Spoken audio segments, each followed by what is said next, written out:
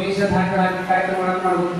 ಅದು ಎಲ್ಲಿ ಚಾಯ್ಸ್ ಎಲ್ಲ ಮಾಡ್ಬೋದು. ಒಟ್ಟ ಒಂದು 8 ಅವರ್ಸ್ ಪ್ರೋಗ್ರಾಮ್ ಮಾಡಬೇಕು ಅಂತ ಇತ್ತು ಕೆಳಗೆ ತಿರುಪತಿಯಲ್ಲಿ. ಆ ರೀತಿಯಲ್ಲಿ ನೀವೇನಾದರೂ ಮೇಲೆ ಮಾಡ್ಕೋಬೋದು.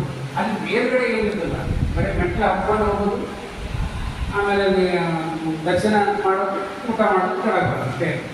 ಅಂದರೆ ಲಾಸ್ಟ್ ಟೈಮ್ ಏನು ಮಾಡಿಬಿಟ್ಟಿದ್ವಿ ಅಂದರೆ ನಾವು ಎಲ್ಲರೂ ಕೂಡ ತಿರುಮಲದಲ್ಲಿ ಮಾಡಿಬಿಟ್ಟಿದ್ವಿ ಕಾರ್ಯಕ್ರಮಗಳಲ್ಲಿ. ತಿರುಪತಿಯಲ್ಲಿ ಏನು ಕಾರ್ಯಕ್ರಮ ಮಾಡಿದ್ರು ಅಲ್ಲಿ ಯಾವುದೊಂದು ಆಸ್ಥಾನ ಮಂಟಪ ಅಂತ ಒಂದು ನಾವು ಬುಕ್ ಮಾಡಿಬಿಟ್ಟಿದ್ವಿ. ಎಲ್ಲ ಕಾರ್ಯಕ್ರಮಗಳು ಎಲ್ಲರನ್ನ 3,000 ಜನರನ್ನು ನಾವು ತಿರುಮಲ ಕರೆಸಿಬಿಟ್ಟಿದ್ವಿ. ಕರೆಸಿಬಿಟ್ಟು ಏನು ಮಾಡಿದ್ವಿ, ಅಲ್ಲಿ ಒಂದು ದಿವಸ ಫುಲ್ ಪ್ರೋಗ್ರಾಮ್ ಮಾಡಿದ್ವಿ.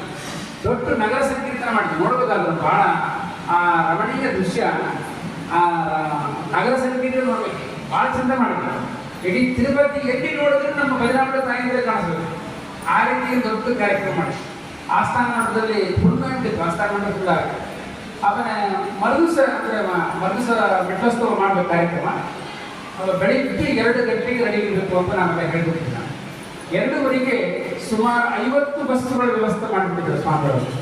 50 ಬಸ್ಸುಗಳನ್ನ ಲೈನಿಗೆ ನಿಲ್ಲಿಸ್ಬಿಟ್ಟಿದ್ದಾರೆ. ಒಂದೊಂದು ಬಸ್ಸಿಗೆ 50 ಜನ 40 ಜನ ಇದೆಲ್ಲ ಹತ್ತಬೇಕು. ಎಟ್ಟಿ ಟೈಮಿಗೆ ಎಲ್ಲರೂ ಬಂದು ಕೆಳಗಡೆ ಅಲಿಪಿರಿ ಕೆಳಗಡೆ ಇಳಿಬೇಕು. ಹೇಳಿದ್ದಾನೆ ಕರೆಕ್ಟ್ 4:30-5 ಗಂಟೆಗೆ ಸುಪ್ರಭಾತ ಕಾರ್ಯಕ್ರಮ ಅಲ್ಲಿ ಶುರುವಾಗ್ತದೆ. ಆ ಸ್ವಾಮಿಗಳು 6 ಗಂಟೆಗೆ ಬಂದು ಅಲ್ಲಿ ಮೆಟ್ಟ ಪೂಜೆಯನ್ನು ಮಾಡಿ ಆಮೇಲೆ ಅವರು ಅನುಗ್ರಹ ಸಂದೇಶ ಕೊಟ್ಟು ಅವರು ಅಧಿಕಾರಿಗಳನ್ನ ಬಂದಿರ್ತಾರೆ. ಅನುಗ್ರಹ ಸಂದೇಶ ಕೊಟ್ಟ ಮೇಲೆ ಮೆಟ್ಲೋತ್ಸವ ಕಾರ್ಯಕ್ರಮ ಮಿನಿಮಮ್ ಎಲ್ಲರೂ ಒಂದು 3 ಅವರ್ಸಲ್ಲೇ ಹೆಚ್ಚಿಬಿಟ್ರು.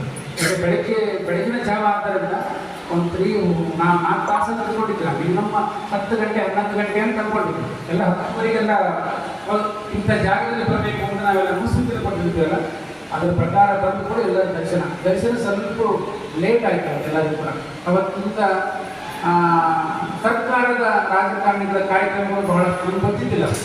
ಚಂದ್ರಬಾಬು ನಾಯ್ಡು ಕೆಲವೆಲ್ಲ ಪ್ರಮಾಣ ವಚನಗಳು ಅಲ್ಲಿ ನಡೆದಿತ್ತು ಒಳಗೆ ಗರ್ಭಗುಡಿ ಮುಂದೆ. ಹೀಗಾಗಿ ಒಂದು 2 ಅವರ್ಸ್ ಎಲ್ಲ ಲೇಟ್ ಆಯಿತು. ಚಂದ್ರಿಗೆ ಸ್ವಲ್ಪ ತೊಂದರೆ ಆಯ್ತು ಅಂದ್ಕೊಂಡ್ರೆ ಮತ್ತು ಅವೆಲ್ಲ ತೊಂದರೆ ಅಂತ ಅಂದ್ಕೊಂಡೇ ಬರ್ತಾರೆ. ಇಂಥ ಕಾರ್ಯಕ್ರಮಗಳಲ್ಲಿ ಬಂದಾಗ ಏನು ತೊಂದರೆ ಅಂತ ಅನ್ಕೋಬಾರ್ದು. ಆದರೆ ಇಂಥ ಕಾರ್ಯಕ್ರಮದಲ್ಲಿ ಭಾಗವಹಿಸೋದು ದೊಡ್ಡ ಭಾಗ್ಯ ಆಗುತ್ತೆ. ಇದು ಒಂದು ಆಗಿದೆ.